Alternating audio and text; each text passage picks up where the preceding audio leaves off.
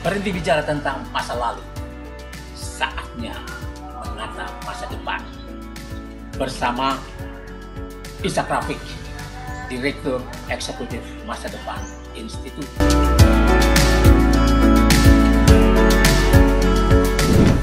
Assalamualaikum warahmatullahi wabarakatuh. Kita jumpa lagi saudara-saudara sekalian. Dimanapun Anda berada, Anda bersama Ishak Rafiq, Direktur Eksekutif Masa Depan Institut. Panjangnya Institut Masa Depan Indonesia. Kita akan kembali menguliti roadmap masa depan Indonesia yang ini memang sangat dibutuhkan pada saat pemerintahan baru mau dibentuk dan mau berlaga pada tanggal 20 Oktober setelah dilantik di situ. Di tangan saya ada buku ini. Kita sudah berapa kali sudah mengenalnya, Roadmap Masa Depan Indonesia, Jalan Pintas Mencegah Revolusi Sosial. Ini diberi kata pengantar oleh Profesor Renald Kasali, PhD dari Universitas Indonesia. Buku ini dikenal oleh para aktivis dan kampus sebagai satu-satunya buku yang menjadi antitesis dari konsep kenegaraan yang jalan-jalannya dibuatkan oleh IMF, Bank Dunia, WTO, dan lembaga-lembaga super kuasa macam itu, ditambah sekarang dengan negara-negara super kuasa semacam Cina yang memberi kita banyak utangan, sehingga lewat utang ini kita bisa disetir menjadi apapun yang mereka mau. Skala-skala prioritas yang kita inginkan agar bangsa ini menjadi tuan rumah di negerinya sendiri bisa berubah lewat utang. Nah, kita sudah melihat kereta cepat Jakarta-Bandung sebagai pengganti dari Trans Sumatera, jalan-jalan itu, Trans Kalimantan, Trans Papua dan lain sebagainya yang memang dibutuhkan oleh rakyat. Sebuah transportasi massal, kereta yang murah, bukan kereta swasta yang dibangun atau yang dibangun lewat utang sehingga rakyat menjadi sulit menggunakan modal transportasi itu. Dan kita sudah lihat kita sudah lihat kereta cepat Jakarta-Bandung yang berhentinya di Padalarang, dan ini harus tambah lagi lanjutannya. Ini membuat kita sebetulnya orang Indonesia merasa tertipu. Kalau Jakarta-Bandung sampainya di Bandung, bukan di jalanan seperti Metro Mini yang tidak mengantar sampai di tempat. Itu tidak baik. Apalagi sekarang telah menggerogoti APBN kita, karena pemerintah harus membayar karena biaya investasinya naik terus. Padahal ini adalah menang tender. Kalau menang tender, kita menangkan orang yang sudah punya skema dana yang jelas dan kita setuju. Ada yang lebih murah tapi kalah cepat dengan lobby Cina, Jepang kalah cepat, yang sebetulnya lebih murah dan lebih bisa kita andalkan karena sejak tahun-tahun 60-an sudah berada bersama kita, ikut membangun. Rentenir juga, tapi tidak sekeras Cina. Nah, ini kita memang setelah tidak adanya GBHN memerlukan sebuah roadmap, dan saya telah membuatkannya untuk bangsa ini, yaitu Roadmap Masa Depan Indonesia, Jalan Pintas Mencegah Revolusi Sosial, yang yang merupakan antitesis dari yang diberikan oleh lembaga-lembaga superkuasa. Mereka, baik lembaga-lembaga superkuasa maupun negara-negara adidaya itu tidak menginginkan kita menjadi negara besar yang nantinya akan menjadi pesaing mereka seperti Cina dan India. Mereka tidak menginginkan ada yang kedua atau ketiga di Asia mengikuti jalan yang sudah ditempuh Cina dan India atau ditempuh Jepang dan Korea. Mereka tidak menginginkan itu, maka kita diplot menjadi 3-in-1. Pusat bahan baku murah, pusat tenaga kerja murah, dan pasar yang besar bagi segala macam produk mereka, termasuk produk intelektual, yaitu kebencian pada agama, LGBT, dan lain sebagainya, yang sekarang makin parah nih.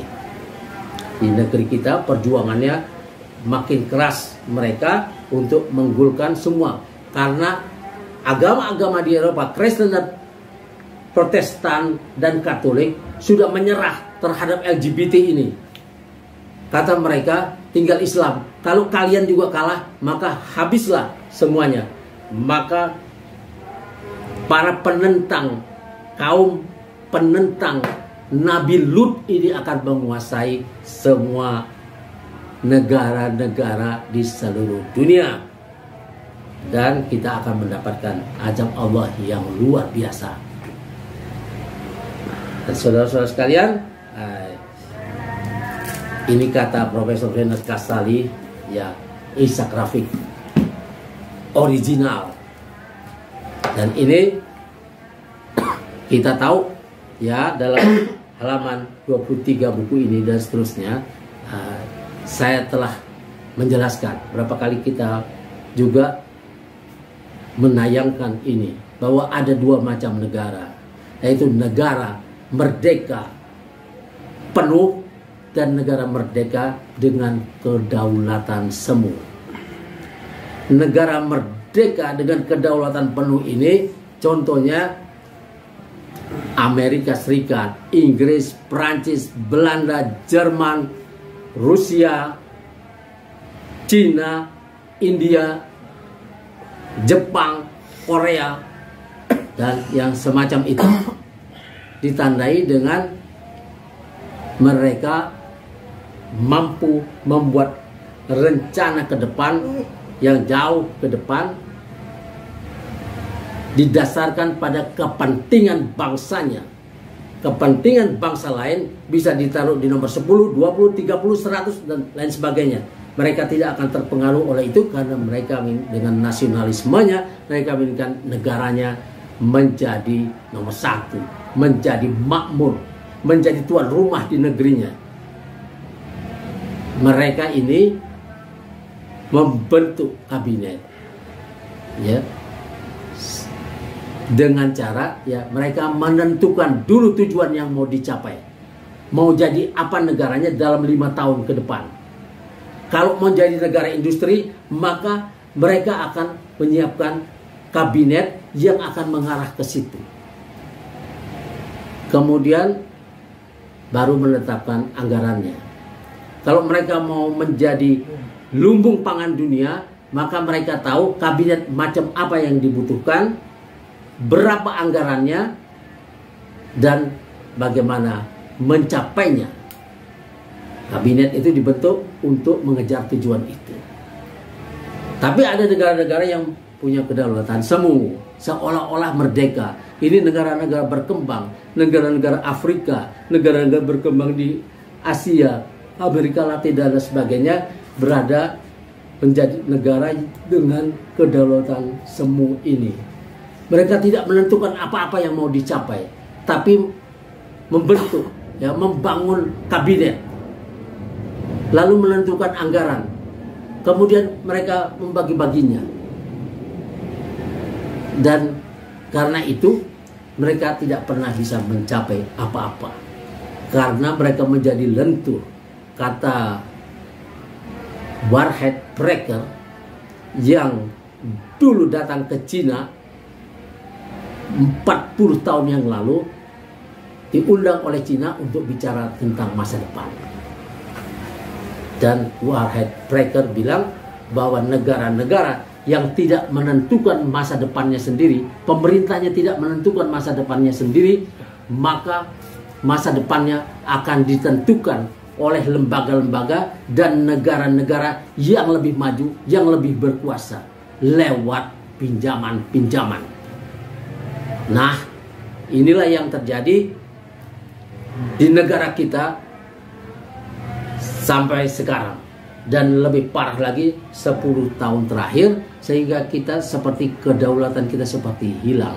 Nah, sekarang kita punya pemerintah baru yang perlu mempunyai roadmap masa depannya sendiri, membangun jalan-jalannya sendiri, bukan jalan-jalan yang ditentukan oleh lembaga-lembaga superkuasa dan negara-negara superkuasa atau negara-negara kreditor dan rentenir yang memberi kita pinjaman. Ada 5 opsi yang bisa dipilih, yang ini memerlukan perencanaan dan pendanaan yang benar. Yang pertama adalah menjadi lumbung pangan dunia. Yang kedua, menjadi negara paling makmur di Asia. Yang ketiga, menjadi negara yang terbebas dari utang. Yang keempat, menjadi negara pertama di Asia tanpa tunawisma. Yang keenam, menjadi pusat SDM dunia di bidang-bidang yang seharusnya kita unggul, yaitu pertanian, kehutanan, kelautan, pertambangan, industri pengolahan, dan pariwisata tentunya. Ini opsi-opsi yang tersedia yang harus direncanakan. Kalau kita tidak merencanakan apa-apa, artinya kita cuma menghabiskan anggaran saja, asal jalan negara ini seperti orang buka warteg. Kalau pembelinya banyak untung, kalau nggak ada yang datang karena hujan deras dan sebagainya, ya rugi. Nah, yang kayak gini tidak bisa untuk mengurus negara. Maka yang akan terjadi adalah opsi pertama, yang saya taruh memang di opsi pertama, yaitu menjadi beban dunia. Ya, karena tidak adanya perencanaan ini membuat kita dikuyok-kuyok, disetir oleh orang lain, dan kita menjadi beban dunia dengan kemiskinan, kelaparan, kejahatan di jalan-jalan, penyalahgunaan narkoba, angka tunawisma yang tinggi, angka putus sekolah yang tinggi, dan yang semacam itu, dan yang sekarang sedang berjalan seperti ini, karena kita tidak memiliki perencanaan yang baik untuk berapa tahun ke depan. Kita tidak cuma menghabiskan anggaran ini sangat berbahaya, padahal ini akan terjadi secara otomatis kalau kita tidak merencanakan apa-apa. Maka yang bisa kita capai, kata Warhead Breaker dari Austria ini, yang bisa kita capai kalau tidak merencanakan apa-apa cuman kebetulan-kebetulan. Kalau kebetulan ada menteri yang bagus, maka kabinetnya di kementerian itu menjadi baik capaiannya. Kalau punya menteri yang pengusaha, dia jualan seperti BUMN yang dijual-jualin, yang rugi, yang itu tidak dikelola dengan baik. Beda halnya dengan di zaman Habibie, di mana Habibie menaruh Tandri Abeng untuk mengelola BUMN ini dan ditaruh di relnya yang benar. Sekarang kacau balau oleh politik, sehingga orang-orang yang tidak jelas ditaruh di posisi-posisi penting yang sebetulnya tidak mengerti apa-apa, cuman untuk meredam protes. Yang ini tidak baik. Padahal ada opsi yang bisa dipilih, misalnya menjadi lumbung pangan dunia seperti saya bilang tadi. Kalau bicara tentang lumbung pangan, kita bicara tentang produksi, tentang laut, pertanian, kehutanan, industri pengolahan, peternakan, di mana food itu diproduksi, dan ini harus dikelola dengan baik dan anggarannya dihitung. Bagaimana caranya membuat petani ini bisa produktif Kalau harus land reform, harus dilakukan land reform. Berapa biayanya itu dihitung sekarang. Yang kedua, menjadi negara paling makmur di Asia. Bila bicara tentang kemakmuran, kita bicara tentang kekayaan. Kekayaan apa yang kita punya? Kekayaan alam, kekayaan tambang, mineral, laut, dan lain sebagainya yang sekarang belum membuat kita jadi kaya. Karena apa? Karena kita tidak mengelolanya dengan baik dan kita tidak bisa mengontrol. Semua dikuasai oleh pengusaha-pengusaha swasta, pengusaha-pengusaha luar negeri yang kita tidak tahu dibawa kemana itu, karena kita cuma memberinya konsesi-konsesi atau diam-diam mereka membeli dari orang-orang yang pengepul istilahnya. Dan ini membuat kita tidak punya jalan untuk menyelesaikan utang-utang kita dengan cara yang baik. Kita lebih senang berutang lagi daripada minta bagian yang lebih besar dari tambang-tambang kita. Kita punya ekspor 5 juta ton nikel ke Cina, tapi uangnya tidak ada di sini. Dan kita sekarang 82% anggaran kita dibangun dengan pajak. Artinya kita tidak mampu menghasilkan, ya kita sama saja seperti Singapura, Jepang dan lain sebagainya yang memajakin penduduk sebanyak-banyaknya karena negaranya tidak punya apa-apa, tidak sebanyak kita. Tidak punya nikel, tidak punya emas, tidak punya minyak, tidak punya barang-barang tambang yang mahal-mahal itu. Kita tidak punya, mereka tidak punya. Kita punya, tapi kita tidak menghasilkan semestinya 50% dari biaya APBN negara ini dibangun dengan uang yang didapat dari pertambangan, dari perkebunan, dari komoditas-komoditas yang berlimpah di sini. Tapi sekarang belum ada karena pemerintah belum mampu mengontrol devisa yang harus dilakukan oleh Presiden Prabowo nantinya. Kemudian menjadi negara yang terbebas dari utang. Ini jalannya ada di situ. Ada di tambang-tambang kita, di mineral kita, cara kita mengelola laut, cara kita mengelola Selat Malaka dan lain sebagainya akan menghasilkan uang yang banyak yang bisa menyelesaikan masalah. Dan kita memerlukan menteri-menteri, Prabowo memerlukan menteri-menteri yang kreatif dalam mengelola ini sehingga utang kita bisa lunas dengan cara yang baik. Kecuali kita mau melakukan sesuatu yang lebih radikal dari itu, yaitu minta potongan utang karena kita lagi susah. Kemudian itu butuh menteri yang bagus, yang berani. Kemudian menjadi negara pertama di Asia tanpa tunawisma. Ini negeri seluas ini.